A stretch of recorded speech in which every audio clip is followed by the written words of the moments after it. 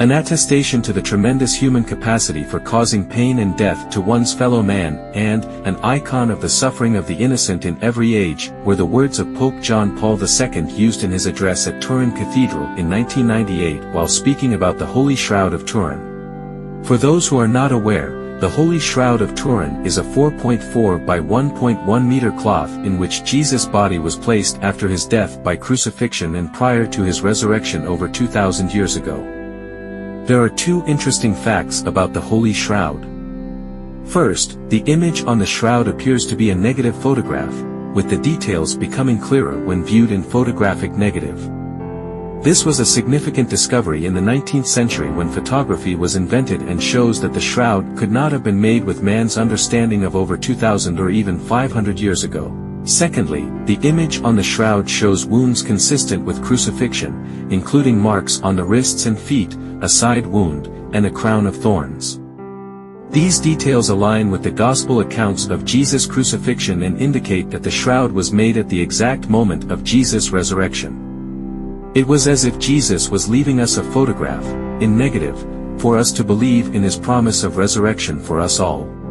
The journey of the Holy Shroud began in Jerusalem in 30 or 33 AD. After being in concealment, it moved to Constantinople in 944 AD till the siege in 1204, from where it was moved to Greece till 1225. Its presence was first documented in 1354 when it was exhibited in the new collegiate church of Lirey, a village in north-central France.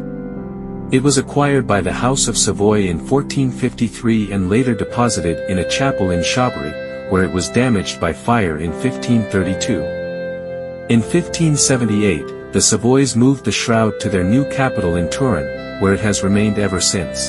Since 1683, it has been kept in the chapel of the Holy Shroud, and in 1983, ownership of the shroud passed from the House of Savoy to the Catholic Church after the death of former King Umberto II. The first photograph of the shroud was taken in 1898 during a public exhibition, and in 1978, ultraviolet photographs were taken as well.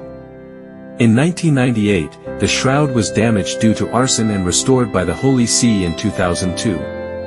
The backing cloth was removed and the back of the shroud was visible for the first time. It was back on public display in 2010, and in 2013, images of the shroud were televised and available on various websites. While the faithful have always believed in the authenticity of the shroud, there have been many skeptics within the scientific community who have tried to disprove its sanctity over the ages. While the death and resurrection of Jesus has never been in question, the studies have revolved around the authenticity of the shroud itself and whether Jesus was laid in it. Sadly, however, inferences were drawn from tests using inaccurate and unreliable forensic technologies. In 1978, 32 samples of blood stains on the image and non-image areas were taken from the surface of the shroud using adhesive tape, and using polarized light microscopy, concluded that they were pigments from the 14th century. Scientists later stated that the results of the tests may have been inaccurate due to the poor sensitivity of the tests. In 1988, radiocarbon dating was undertaken on a corner of the fabric, which concluded with 95% confidence that the material dated to 1260 to 1390 AD. However, there was a lot of information that was withheld from the public eye, which, when studied later, showed an inaccuracy of 40% in the findings, thereby raising doubts on the results, as well as the fact that samples could have been taken from portions of the shroud repaired during the medieval ages. As technology improved, plant and human DNA tests were conducted in the later years on the pollen grains present on the fabric and in samples collected earlier.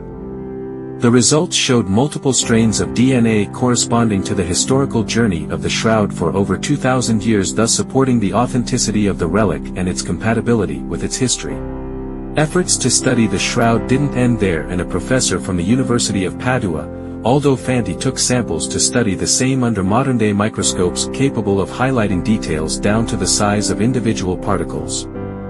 His studies, which were published in the archives of hematology, have confirmed what the faithful followers of Christ never doubted for a moment, that the suffering Christ endured in the Passion and the method of his resurrection, which was literally like a nuclear radioactive event, were all true. Firstly, the reanalyzed particles showed the presence of hemoglobin, which is the key component of human blood, and also two different types of blood that Fanti described as type A and type B.